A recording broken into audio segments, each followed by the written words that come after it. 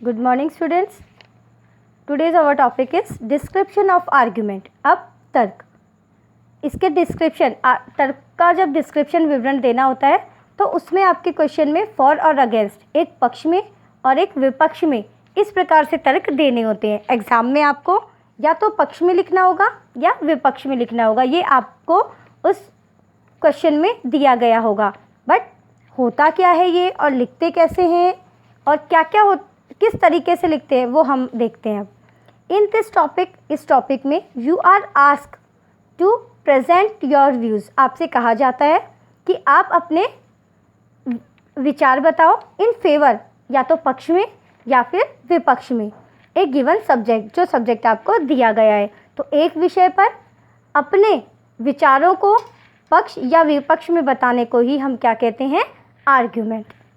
It may be of any type, इसके कई प्रकार हैं, जिसमें करंट अफेयर्स की भी के बारे में भी तर्क हो सकते हैं, नेशनल इम्पोर्टेंस के भी हो सकते हैं, राष्ट्रीय प्राथमिकता, सोशल के, सामाजिक तर्क भी हो सकते हैं, राजनीतिक तर्क भी हो सकते हैं और साइंटिफिक तर्क भी हो सकते हैं। अब फेवर, जब हम फेवर में लिखेंगे कोई भी टॉपिक पर तो उसमें मेन चीज़ क्या क्या लिखनी होगी, focus on it's merit advantage. आपको ध्यान रखना होगा, आप उस टॉपिक, उस विषय के गुण ही बताएंगे। सेकंड, पॉपुलैरिटी, उस टॉपिक की कितनी पॉपुलैरिटी है, पॉजिटिव एस्पेक्ट्स जो भी हैं, उसकी सकारात्मक जो चीज़ें हैं फिर वो आपको उसमें बतानी होती हैं। डाटा, अब ये जो सकारात्मक पहलू हैं, ये जो गुण हैं, इनका आपको पूरी सही तरीके से इसकी इन्फॉर्मेशन कहाँ से मिली, सबूत कहाँ से मिले, हिस्टोरिकल इसका बैकग्राउंड क्या है, ऐतिहासिक स्तर पर आपको पता कैसे चला कि ये सही है, ये सारी बातें आपको इसमें मेंशन करनी होती हैं। इसके विपरीत अगेंस्ट, विपक्ष में है तो आपको डिमेरिट्स या डिसएडवांटेज, उसके अवगुण बताने होते हैं। नीड टू इरेडिकेट, और उसका उन्मूलन के लिए ज़रूरत क्यों है वो बताने होते हैं। नेगेटिव एस्पेक्ट्स, उसके नकारात्मक जो विचार होते हैं वो बताने होते हैं कि उससे क्या हमारे ऊपर दुष्प्रभाव पड़ता है।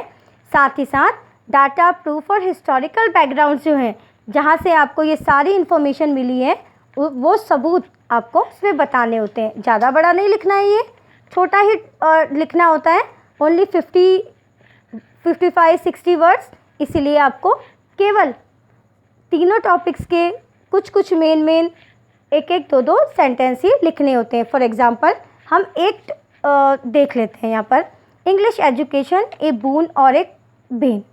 इंग्लिश एजुकेशन जो है वो बून, वरदान है या फिर श्राप। अब आप दोनों के बारे में लिख सकते हैं, या तो आप पक्ष में कि इंग्लिश एजुकेशन एक वरदान है और इंग्लिश एजुकेशन एक अभिशाप है, तो हम केवल उसके पक्ष में लिखते हैं। English being an international language, English जो है एक इंटरनेशनल लैंग्वेज है। स्टैंड अनपैरेल्ड इन इट्स इम्पॉर्टेंस, और इसीलिए अद्वितीय रूप से अपने महत्व के साथ ये जुड़ी हुई है।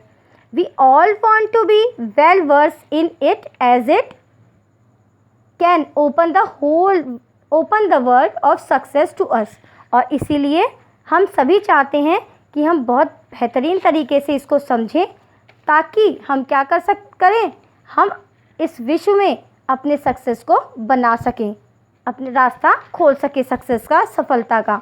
Being able to speak and write good English, और अच्छी इंग्लिश बोलने और लिखने के लिए इस कंसीडर माना गया है कि to be a symbol of high status, कि अगर हम अच्छी इंग्लिश बोलते हैं और लिखते हैं तो ये हाई स्टेटस का, आप उच्च वर्गीय होने का प्रतीक बताते हैं। तो इस प्रकार अगर आप इंग्लिश अच्छी बोलेंगे, लिखेंगे तो लोगों के सामने आपका स्टेटस जो है वो हाई हो जाएगा, ऐसा माना गया है। क्योंकि हम पक्ष में लिख रहे हैं ना, इसलिए हम उसके केवल मेरिट्स ही बताएंगे। Higher education is possible only through English, और जो उच्च शिक्षा है वो केवल इंग्लिश के माध्यम से ही संभव होती है। ये तो हमने पक्ष में लिख दिया। अब देखो इसके विपक्ष में क्या बताया जा रहा है।